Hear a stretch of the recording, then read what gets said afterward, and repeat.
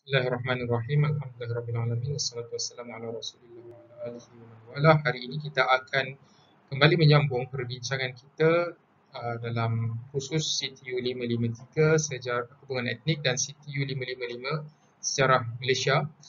Dan bagi hari ini kita akan berbincang tentang bab kelima, iaitu perlembagaan persekutuan sebagai tiang seri hubungan etnik. Di dalam bab ini kita akan membincangkan tentang apakah itu perlembagaan, dan kita akan membincangkan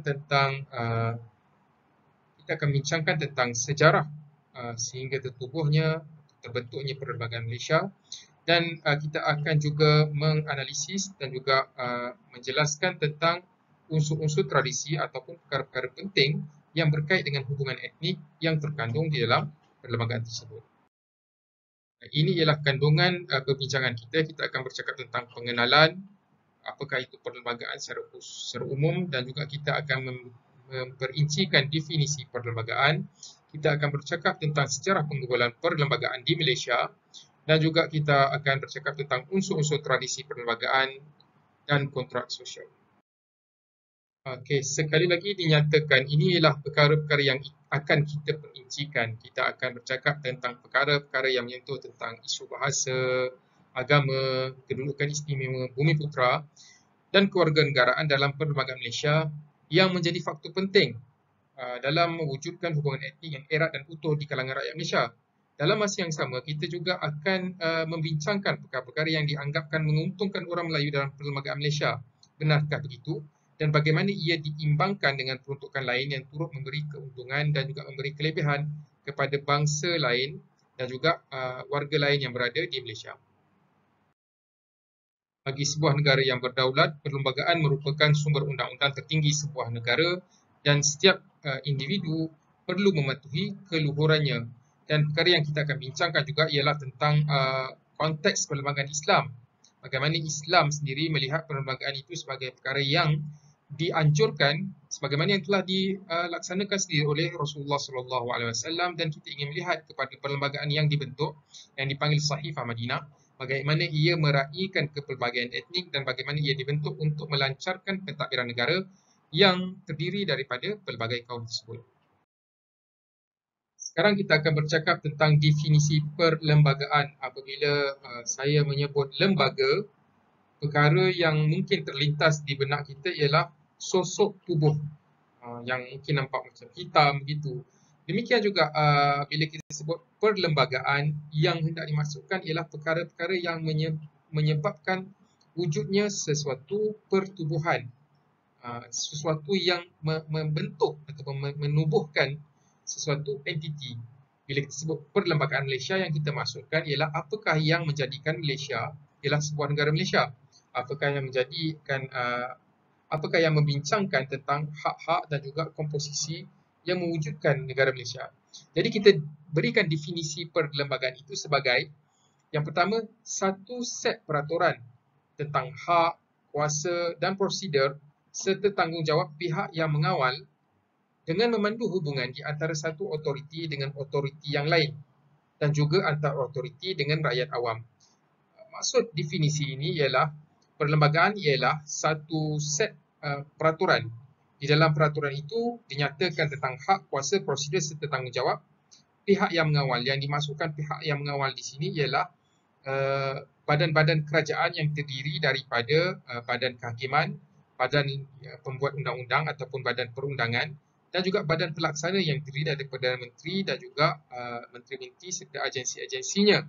Seterusnya, ketiga-tiga badan ini juga tertakluk di bawah agung, di bawah kuasa raja, dan juga kuasa raja tersebut sendiri tertakluk di bawah perlembagaan. Jadi secara umumnya kita sebut bahawa definisi perlembagaan ini ialah peraturan yang bercakap tentang hak serta tanggungjawab, kuasa mereka, dan juga ianya memandu hubungan antara badan-badan tadi dengan badan-badan yang lain. Apa kaitan hubungan badan perundangan dengan badan eksekutif dan juga badan kehakiman, juga kaitannya dengan rakyat awam. Saya rasa itu menjelaskan apakah dia definisi perlembagaan. Ataupun definisi yang lain ialah disebut sebagai satu dasar atau formula yang menyatakan tugasan kuasa-kuasa awam, yakni badan-badan kerajaan di dalam sebuah negara, bagaimana tugasan tersebut dibahagikan dan bagaimana ianya digunakan.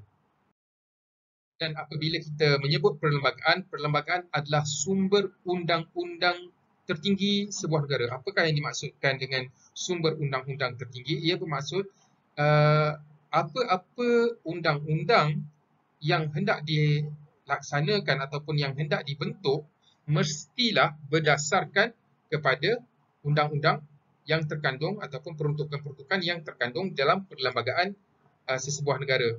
Jadi ianya berperanan sebagai panduan bagi pembentukan undang-undang sama ada di pihak kerajaan ataupun di pihak rakyat. Dalam erti kata yang lain, kalau kita nak buat peraturan-peraturan undang-undang yang berbentuk bukannya kerajaan, undang-undang persatuan, sekiranya undang-undang tersebut ataupun undang-undang syarikat, sekiranya undang-undang tersebut atau peraturan tersebut bercanggah dengan perlembagaan negara, maka undang-undang tersebut ataupun peruntukan tersebut adalah satu perkara yang salah.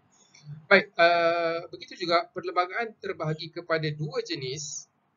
Ada dua bentuk perlembagaan, satunya perlembagaan bertulis dan keduanya ialah perlembagaan tidak bertulis. Yang mana satu adalah perlembagaan yang digunakan oleh negara kita. Apakah itu perlembagaan bertulis dan perlembagaan tidak bertulis? Perlembagaan bertulis ialah perlembagaan yang dikumpul dan disusun dalam satu dokumen. Kalau kita merujuk kepada laman web Pejabat Peguam Negara, kita dapat memuat turun perlembagaan persekutuan dan ianya datang dalam satu set.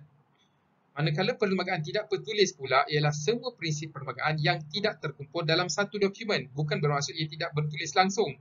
Ia cuma tidak terkumpul dalam satu dokumen yang mana ia boleh dicatatkan dalam undang-undang yang diluluskan oleh Parlimen ataupun keputusan-keputusan yang telah diputuskan di mahkamah. Bagi negara kita Malaysia, kita mengamalkan perlembagaan bertulis di mana badan perundangan, badan kehakiman dan badan eksekutif mendapat kuasa dan juga tanggungjawabnya dari menerusi perlembagaan. Kalau kita tengok perlembagaan Malaysia, sebagaimana yang saya sebut tadi, yang boleh kita muat turun daripada pejabat Peguam Negara, terdapat 15 bahagian yang memperincikan dan meletakkan peruntukan-peruntukan dan dalam setiap bahagian ianya dibahagikan kepada beberapa perkara yang kemudiannya mungkin mengandungi beberapa jadual. Jadi perlembagaan Malaysia mengandungi 15 bahagian keseluruhannya dan dalam 15 bahagian itu mengandungi 183 perkara dan terdapat 13 jadual yang dinyatakan di dalam perlembagaan tersebut. Dan sebagaimana dinyatakan, perlembagaan Malaysia tadi menyentuh tentang bidang kuasa eksekutif, legislatif iaitu perundangan, eksekutif iaitu badan pelaksana, badan kehakiman. Ia juga menyatakan tentang kedudukan agama Islam, kewarganegaraan, kuasa negeri-negeri, tentang bahasa Melayu, kedudukan istimewa orang Melayu dan juga Bumi Putera Sabah Sarawak serta lain-lain perkara. Jadi perkara-perkara inilah yang terkandung dalam perlembagaan dan sebahagian daripada perkara-perkara ini akan kita bincangkan nanti.